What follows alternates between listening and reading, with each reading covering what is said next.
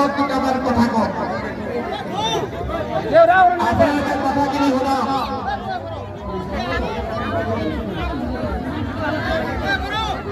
কথাখিনি আপোনালোকে শুনক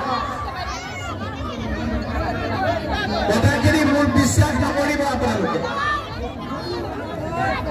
কথাখিনি শুনাৰ পাছত ঘৰত যেতিয়া যাব ভাত খাই যেতিয়া শুবলৈ ল'ব তেতিয়া মোৰ কথাখিনি অলপ মনত পেলাব আৰু মনত পেলালে আপোনালোকৰ ল'ৰা ছোৱালী আৰু শুভাকাংক্ষীসকলক মাতি আনিব আৰু যদি দেখে যে আমাৰ কথাখিনি শুদ্ধ আমাৰ কথাখিনি মানিলে আপোনালোকৰ ল'ৰা ছোৱালীৰ ভৱিষ্যত ভাল হ'ব সকলোৱে আমি সুখে শান্তিৰে থাকিব পাৰিম ভয় ভয় ভাৱটো আমাৰ নাইকিয়া হ'ব তেতিয়াহ'লে আমাৰ 13 তাৰিখে দলে দলে গৈ হাতৰ চিৰত ভোট দি আপোনালোকে কংগ্ৰেছ পাৰ্টিক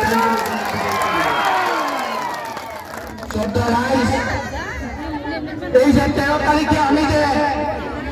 ভোট দিম এই আঙুলিটোৰে এই ভোটটো কোনো উৎসৱ নহয় এই ভোটটো কোনো আনন্দ নহয় এই নিৰ্বাচন আহিলে আমি গাঁৱৰ ভিতৰত বিজেপিৰ ফ্লেগ লগাই জিন্দাবাদ জিন্দাবাদ কম এই ভোটটো হ'ল আমাৰ জীৱন এই ভোটটো হ'ল আমাৰ ভৱিষ্যত এই ভোটটো হ'ল আমাৰ সৰু সৰু ল'ৰা ছোৱালীৰ গোটেই জীৱন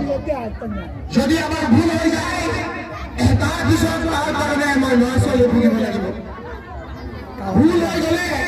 ইয়াৰ নপচি কৰি একো লাভ নহ'ব ৰাইজ সেইকাৰণে ভোটটো দিয়াৰ আগত এবাৰ নহয় দুবাৰ নহয় আপোনালোকে কেইবাবাৰো চিন্তা কৰিব এই ভোটটোৰ লগত আপোনালোকৰ ল'ৰা ছোৱালীৰ ভৱিষ্যত জড়িত হৈ আছে আমি আজি আপোনালোকৰ ওচৰলৈ আহিছো 13 তাৰিখে কংগ্ৰেছ পাৰ্টি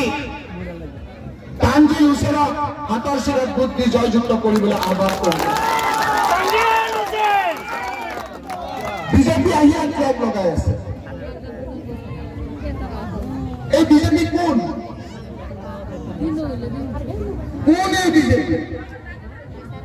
এই বিজেপি হিমন্ত বিশ্ব শৰ্মা নহয় জানো এই হিমন্ত বিশ্ব শৰ্মা কোন এই হিমন্ত বিশ্ব শৰ্মা হ'ল যিজনে কৈছে মিয়াৰ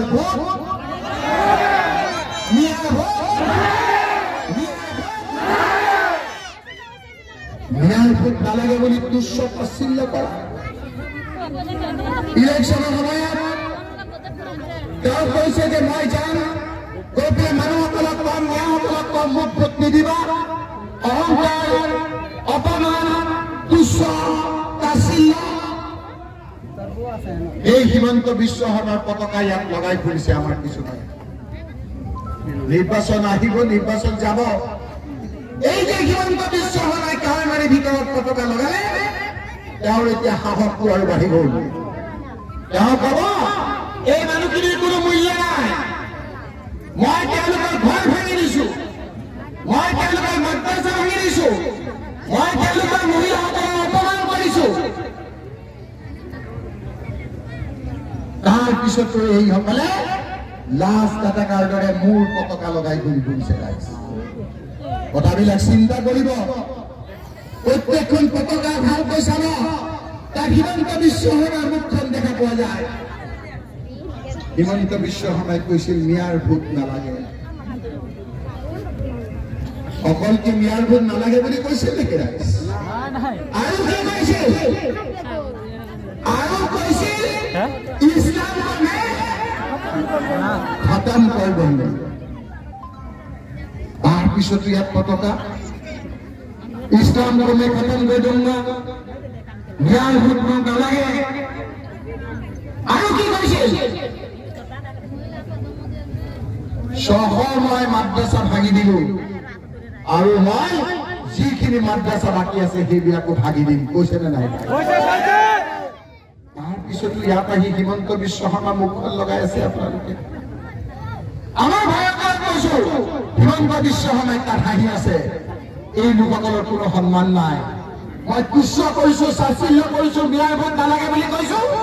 তাৰপিছতো মোৰ মুখখন গোটেই এই কাৱৈমাৰীত লগাই পৰিছে এটা ভোট দিব ৰাইজ আপোনালোকে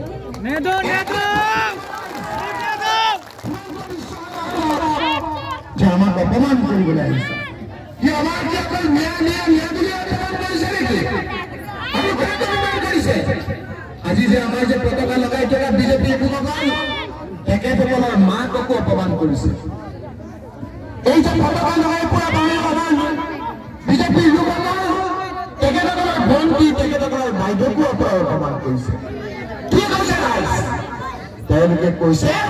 যে মোৰ এই আমাৰ এই মহিলাসকল বোলে সন্তান জন্ম দিয়া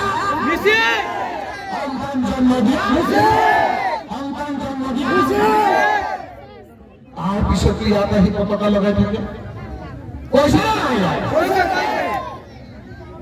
লখিমপুৰ ওচৰৰ মুখেৰে নহয় হিমন্ত বিশ্ব শৰ্মাৰ মুখেৰে শুনিব নেকি আপোনালোকে শুনিছো ছাৰ শুনিছো আৰু শুনিম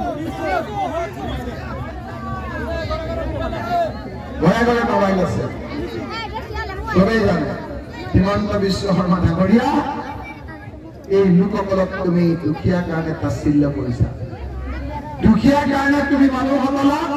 ঠাট্টা মস্কৰা কৰিছা তোমাৰ যিমান ভোটৰ দাম মোৰ এই লাগুটি লৈ থকা এই বুঢ়া এই বেমাৰীজনৰ সমান দাম ভোটৰ কাগজ শুনিবা গাই মাৰি পাবা তুমি শূন্য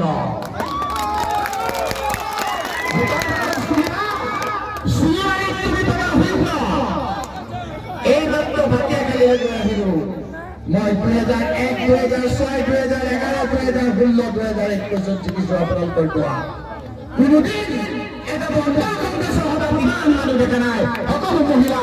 উঠাই আহিছে মহিলাসকল এই ৰাতি আজি আপোনালোকে আহিছে ভাবকচোন আজি আত্মসহায়ক গোট খুলি আপোনালোকে যে বেংকত যোৱা আৰম্ভ কৰিছে আত্মসহায়ক গোট কাৰ দিনত খুলিছে কংগ্ৰেছৰ দিনত খুলিছে যেতিয়া তৰুণৰ চিফ মিনিষ্টাৰ আছিল যেতিয়া ৰকিবুল হুছেইন পঞ্চায়ত মন্ত্ৰী আছিল হয় নহয় মই ৰকিবুল হুছেইনে ৱাদা কৰিছো আপোনালোকক যি কৈছে 1200 টকা দিছে নহয় অৰুণোদয় 1200 টকা দিছে নাই আৰু এই নিৰ্বাচনৰ আগত লোকসভা নিৰ্বাচনৰ সময়ত যে আপোনালোকক অৰুণোদয় ফৰ্মবিলাক বিলাইছে আৰু যে কৈছিল যে বিজেপি ভোট দিয়ক এই ছেপ্টেম্বৰত নিৰ্বাচন শেষ হ'ব 30 ছেপ্টেম্বৰত আপোনালোকৰ একাউণ্টত পইচা সোমাই যাব গৈছে নেকি গৈছে আমি ৰকিবুল হুছেইনে কৈছে ৰাহুল গান্ধী ডাঙৰীয়াই য'তেই ৰাহুল গান্ধীৰ কথা শুনিছে তাতেই 30,000 টকাকে মহিলাসকলক দিছে আমিও আপোনালোকক 1200 টকাৰ জেগাত 30,000 টকা দিম ৰাইজা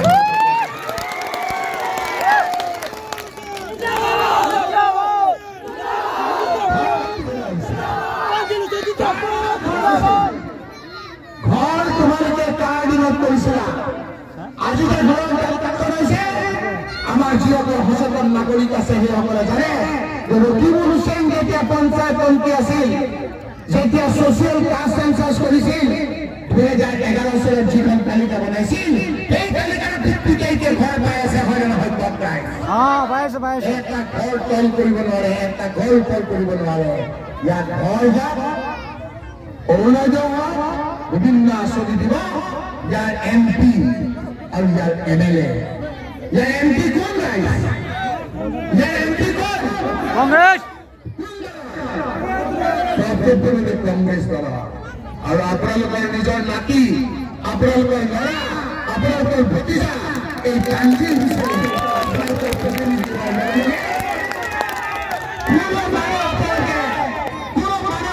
ঘূৰি ফুৰিব নালাগে এই তানজিল আপোনালোকৰ ওচৰলৈ আহিব আপোনালোকে ঘৰত বহিব আপোনালোকৰ অভাৱ অভিযোগবিলাক নাইকিয়া কৰিব মই ৰকিবুল হুছেইনে ৱাদা কৰিছো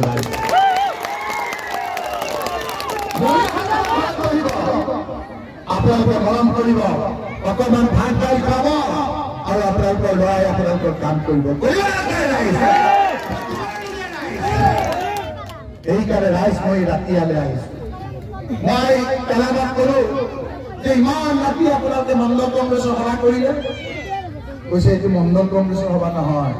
মাত্ৰ এটা ৱাৰ্ডৰ সভা হলে নহয় বিজেপি এটা ৱাৰ্ডত যদি ইমান হয় ইয়াৰ 10টা ৱাৰ্ড কৰিলে গাঁৱে মই কিমান ভোট পাম তোমালোকে অংক কৰিব সেইকাৰণে মই আজি আবেদন কৰিব আপোনালোকক যে আপোনালোকৰ যিসকল এতিয়াও বিজেপি কৰি আছে আজি মই বিলম্বতাৰে কৈছো সকলোফালে চাওক কংগ্ৰেছ কংগ্ৰেছ হয় নহয়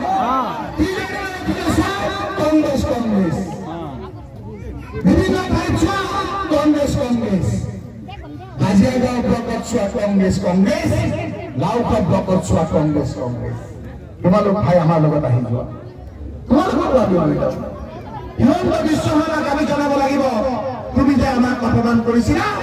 সেইকাৰণে ইলেকশ্যনৰ পাক মুহূৰ্তত সকলো আমি একগোট হৈছো আৰু তোমাৰ বিৰুদ্ধে আমি ৰায় দি তোমাক পঠিয়াই দিছো আমাৰ দুখীয়া মানুহখিনি মিয়া মিয়া বুলি মহিলাসকলক তুচ্ছ তাচ্ছিল্য নকৰিবা মই আপোনালোকক কৈছো বিপদ আহিছিল আমাৰ তাত এনআৰচি বিপদ 48টা মহিলাৰ পঞ্চায়ত সার্টিফিকেট যে ক্যান্সেল করে দিয়েছিল পাহরি গেল আপনারা কোনে আনিলে 48টা মহিলার পঞ্চায়েত সেক্রেটারি সুপ্রিম কোর্টে গই এই নথিগুলো সেখানে নাই